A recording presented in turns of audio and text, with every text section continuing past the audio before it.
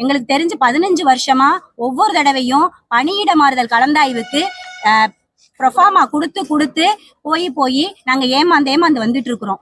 இதை வந்து மாத்துறது, இதை வந்து அதாவது ரெகுலர் கவுன்சிலிங், பணியிட நிரந்தர மாறுதலுக்கான ரெகுலர் கவுன்சிலிங்க எங்களுக்கு காமிங்க அப்படின்னு தான் சொல்றோம். நாங்க டிசம்பர் மாசமே எங்களுக்கு இதை காமிக்கிறதுக்காக ப்ரொஃபார்மா கொடுத்துருக்கிறோம். அந்த இதை வந்து டிசம்பர் மாசமே அவங்க எங்களுக்கு பண்றோம்னு சொல்லிட்டு எல்லாம் வாங்கியிருக்காங்க.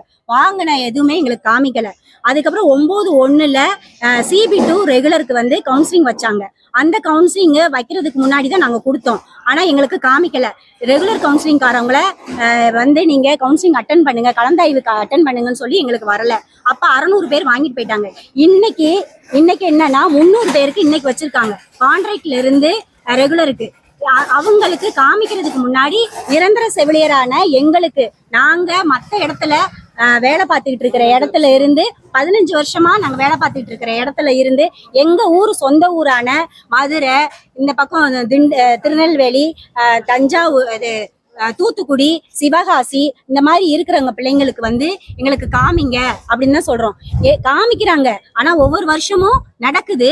ஆனா எங்களுக்காக வெளிப்படையா உண்மையா கவுன்சிலிங் கிடைக்கிறது கிடையாது.